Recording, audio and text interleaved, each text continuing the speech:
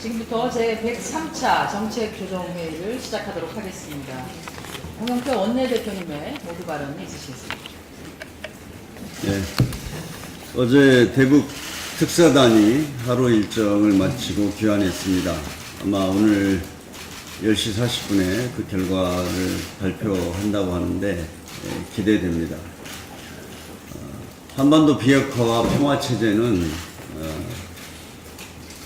반드시 실현해야 할 시대적 역사적 과제입니다.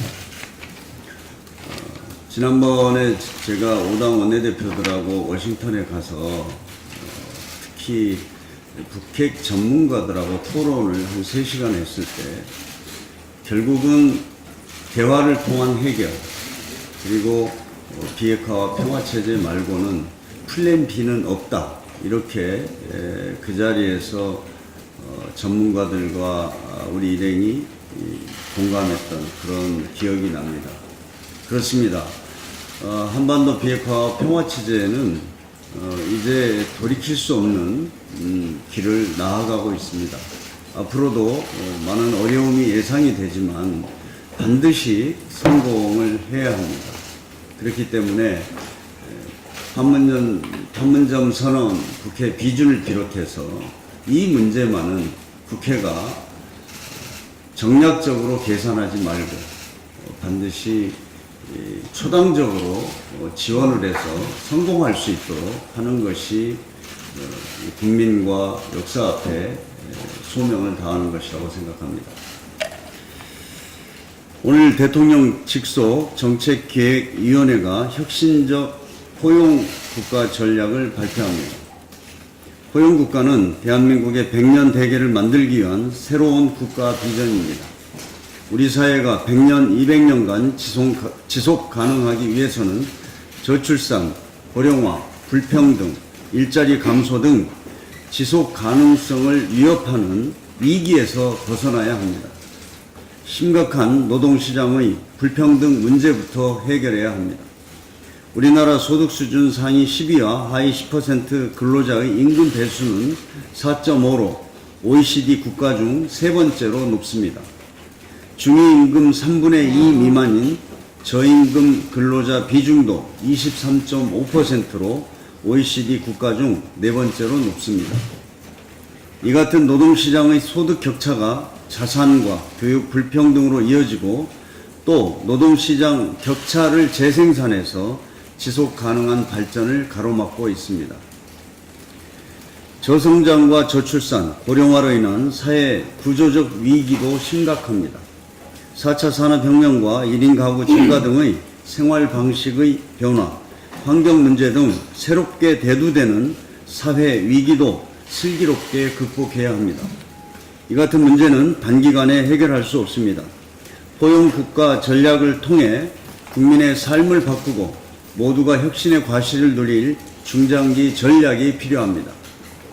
기초연금, EITC 등 소득보장 제도를 체계적으로 개혁해서 사회 안전망을 강화하고 도시 재생 뉴딜과 생활 SOC 확대를 통해 지역 균형 발전을 내실 있게 추진해야 합니다. 보건복지 분야의 서비스 질을 높이고 양질의 일자리도 창출해야 합니다. 포용국가에는 신산업 창출과 산업 고도화 전략도 반드시 담겨야 합니다.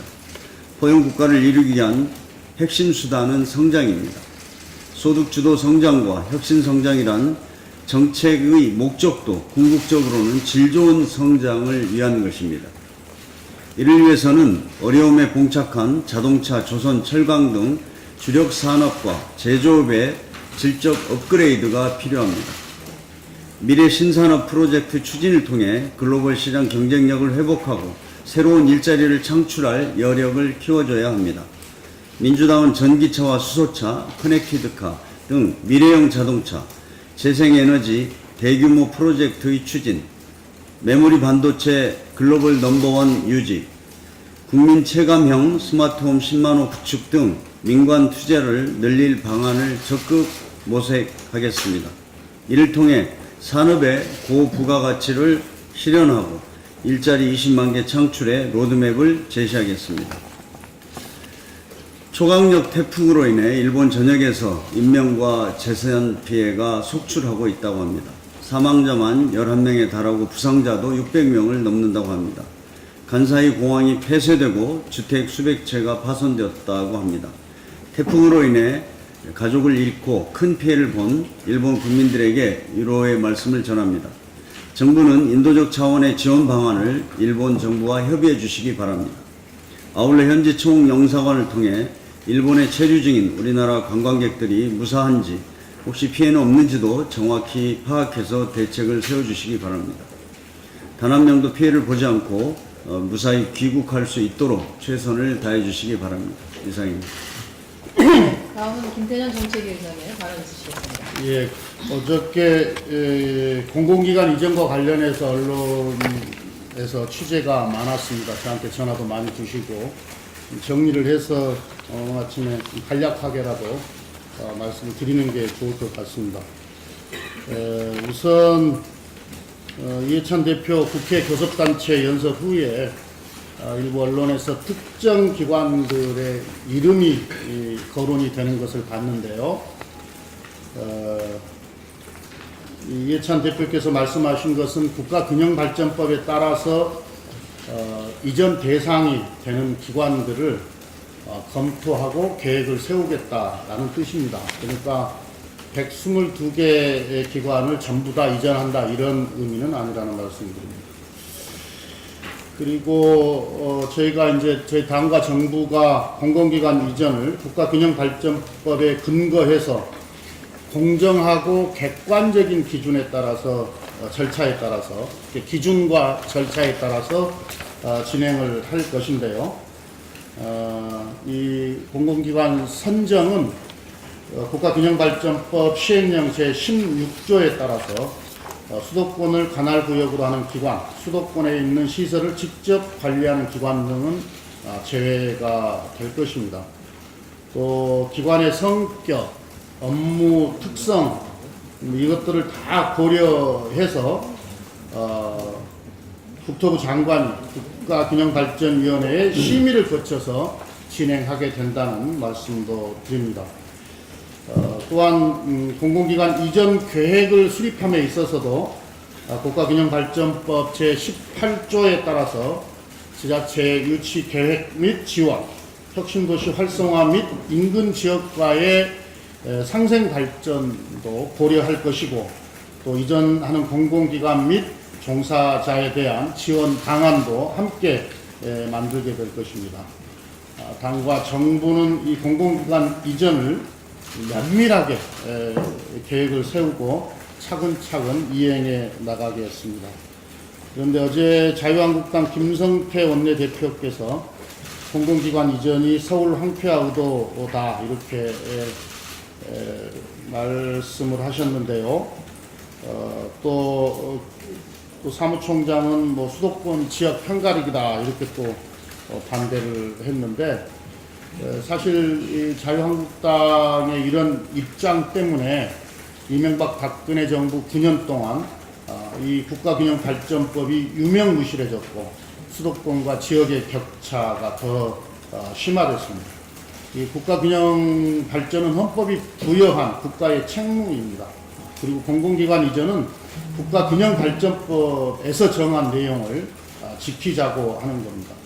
자유한국당 김병준 비상대책위원장은 참여정부 시절에 대통령 직속 정부혁신 지방분권위원회 위원장을 역임한 바 있습니다. 이 공공기관 이전 제안에 대해서 김병준 비대위원장의 입장을 아직 듣지 못했습니다. 김병준 비대위원장은 이 국가균형발전과 공공기관 이전에 대한 입장이 무엇인지 좀 말씀을 해 주시면 고맙겠습니다.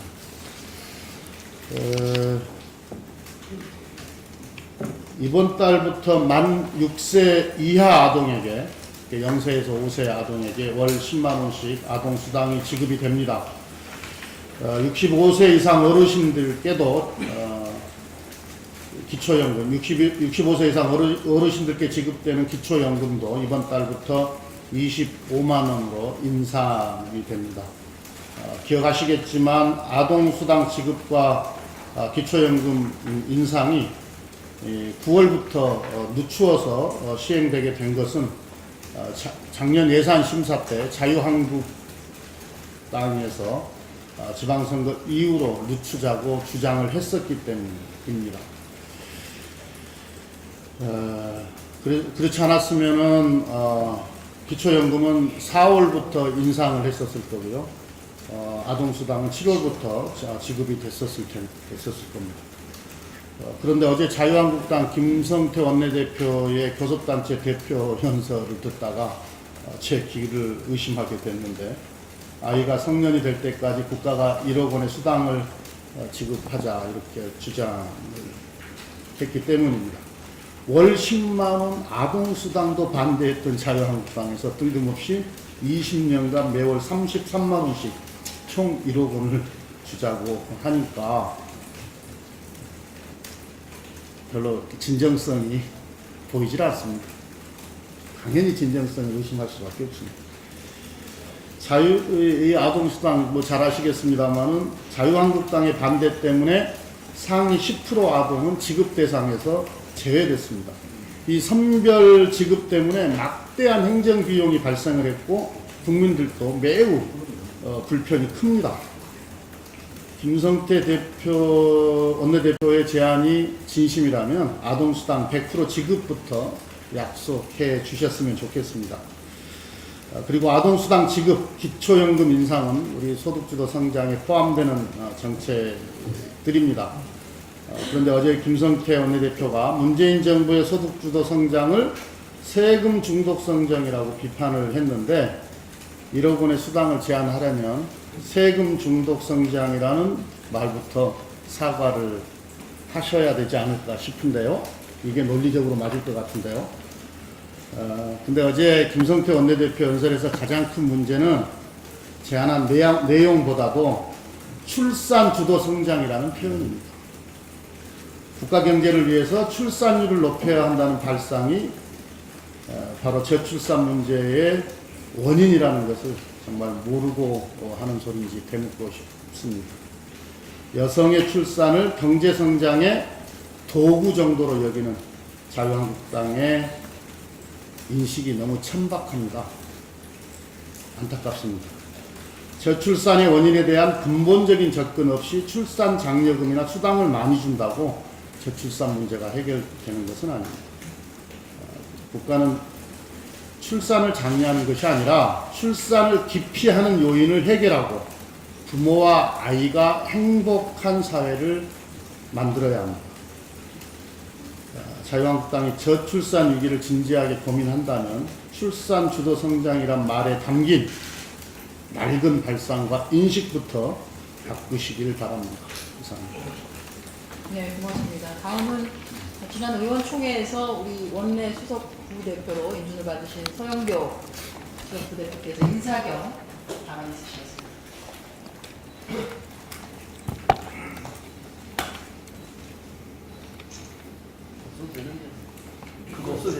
원내 수석 부대표로 인준을 받은 서영교 인사올립니다. 이제 정기 국회가 시작이 됩니다. 국민을 위한 민생국회, 국민을 위한 민생 법안을 통과시키기 위해서 여야 수석 간의 협상 그리고 소통을 하면서 전체 국회를 이끌어 나가는데 최선을 다하도록 하겠습니다. 제가 말씀으로 또 그 아동수당과 출산 장려금 김성태 대표께서 말씀하신 내용을 좀 정리해서 이야기하려고 했는데 우리 정책위 의장님께서 잘 정리하셔서 다른 말씀은 안 하는 것으로 하겠습니다. 야당 대표님께서 좀 더 현실적인 내용을 주시고 또 저희들이 받아들일 수 있는 내용으로 정책을 주도해 나갔으면 좋겠다. 그리고 지금 말씀처럼 아동수당을 90% 지급하는 내용에서 100% 지급하는 내용으로 바꾸는 것부터 먼저 협상하고 통과시켰으면 좋겠다. 이렇게 말씀드리겠습니다. 이상입니다. 네, 수고하셨습니다. 다음은 권칠승 원내대표의 발언 있으시겠습니다.